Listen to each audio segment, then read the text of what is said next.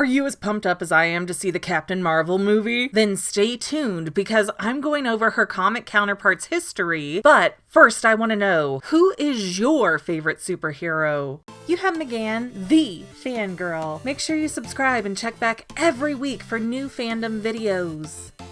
So I think it's important to establish that no matter how awesome a comic is, or how many Easter eggs you find in a movie, you have to put a crowbar separation between the comics and the movies. They're just alternate universes that will never perfectly sync up. But having said that, there's no reason we can't have some potential backstory before walking into the cinema. Just don't flip out if various elements don't match up. And keep in mind that even though we've had multiple Captain Marvels, what I'm really doing today is covering the history of Carol Danvers. Now, me as a 90s kid, I first met Carol Danvers through the X-Men animated series, which was phenomenal and you should all go check it out. Except I didn't really know much about Danvers because X-Men only highlighted her through Rogue. If you don't know or can't remember, Rogue's powers are to siphon energy out of anyone she touches, including their memories and powers. And Danvers was actually the reason that Rogue could fly, so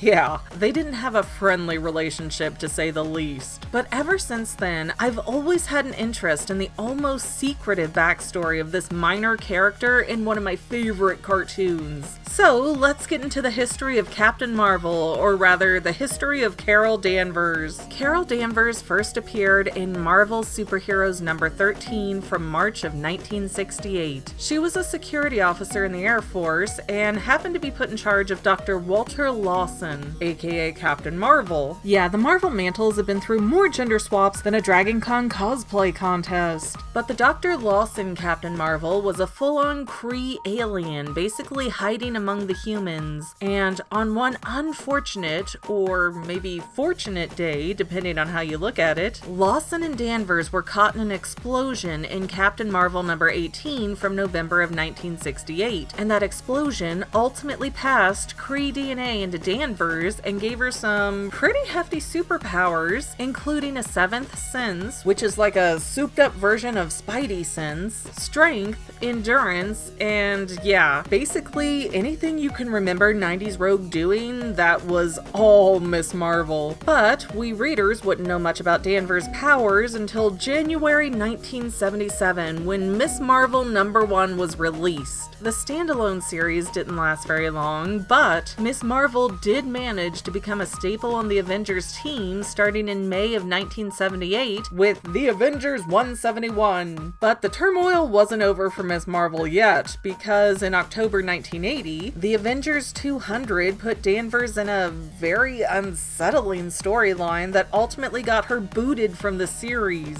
Basically, Danvers was kidnapped, taken to another dimension against her will, and then brainwashed by a character named Marcus, who was the son of Immortus, until Carol Danvers unwillingly fell in love with Marcus. Marcus and Danvers have a child together, and even though she's still brainwashed, the Avengers take no effort to figure out what happened to alter their former teammates' mindset. They just believe that Danvers and Marcus are truly in love and send her back to the nightmare of being trapped in another dimension with her captor. Thanks for caring, guys! This storyline was so poorly received that the writers decided to sweep it under the rug in Avengers Annual number 10 in 1981 by having Danvers return to Earth. Except she ends up getting into a fight with Rogue, who sucks out Miss Marvel's powers and her memories, leaving Danvers in a coma until Professor X eventually helps to restore her memories years and years later. Notice I only said memories. Danvers didn't get her powers back, as Rogue had drained those away for good. Well, quote, for good in comic book terms, which is never really final, is it? Miss Marvel kinda comes back in two different ways. One, Danvers was still alive and well in Rogue, which caused multiple instances of a dissociative dissociative identity disorder situation within Rogue's head. But ultimately though, through comic book magic, Miss Marvel's memories were physically separated from Rogue's head and she got a new body again, only to be killed by Magneto a few pages later. But don't fret, because that was just a copy of Miss Marvel. Carol Danvers was alive and well-ish that whole time as a normal human again. Well, comic book finality and all. So at one point, Danvers is on a space mission and an alien race called the Brood experiment on Danvers. By doing that, they give her superpowers again and create the character Binary in Uncanny X-Men 164 from December 1982. Binary is quite different from Miss Marvel, as she can pull from an energy source called the White Hole to give herself as much power as a star. But because nothing can go right for Danvers, she eventually loses her ability to draw energy from the White Hole and her powers deteriorate. Conveniently enough, she has the powers of Miss Marvel again, with a few extra boosts and bonuses, like being able to discharge energy equivalent to a nuclear bomb. Yay! So even a downgraded Binary is a tough match for someone like Thanos. After the downgrade, Carol Danvers eventually rejoins the Avengers, except now she's using the moniker Warbird. I mean, come on, we're getting one step from Taserface. The team didn't keep her around for very long though. As was common in comics in the 80s and 90s, Danvers was given more depth and grit as a character, and she went through a long bout of grief over the loss of her Binary powers and memories, which included some alcoholism on her part, and before she could get a handle on her issues, the Avengers booted Danvers yet again. The character of Warbird crept in and out of the comic world over the years until House of M released in 2005. There, Carol Danvers became Captain Marvel in a fake reality generated by Scarlet Witch, and after that, we began to see Miss Marvel appear again. Danvers was also a huge supporter of the Superhuman Registration Act, you know, that big conflict in Civil War, and because of her stance and the fact that Tony Stark essentially owns the Avengers, the team evolves into the Mighty Avengers in 2007, which Miss Marvel leads. She also takes over Operation Lightning Storm for Stark, which is a secret team designed to kill villains before they can reach end-of-the-world level powers. Then, on one lucky or unlucky day, the Brood return. Miss Marvel has her powers taken from her yet again, and she's left to drift in space until, BAM! She reconnects with her lost powers and eventually becomes the second in command of the new Avengers. Finally, getting to what will hopefully be Carol Danvers' last name change, in 2012, Captain America recommended to Miss Marvel that she take over the name Captain Marvel. Cap says that dead Cap would have wanted it that way, but much like Impulse replacing Kid Flash and Young Justice, I kinda feel like the metahumans like being seen as godlike beings who cannot be put down. But now Carol Danvers is Captain Marvel, and just a year later in 2013's The Enemy Within story arc, Danvers has to help face off with Yon-Rogg, the Kree commander who caused the explosion that first made Danvers a super, and because she can't get a break, Danvers' memory gets erased again! Wolverine's memory problems don't hold a candle to what Carol Danvers has been through. In 2015's Secret Wars, Danvers discovers information about her past, and then joins A-Force, an all-female version of the Avengers in Battleworld. Then, in 2016's Civil War II, Danvers' protect the world at all costs mentality comes to a head when she wants to use precognitive powers to punish people before they commit a crime in the future. So, basically a Minority Report. Most of what's been published about Captain Marvel after Civil War II is a rehashing of Danvers' history, so this seems like a great place to stop the history of Carol Danvers. Hope you enjoyed. Don't forget to subscribe and share. And I might be overthinking it, but that's literally my job! Yes, I'm gonna bring that tagline back for special videos.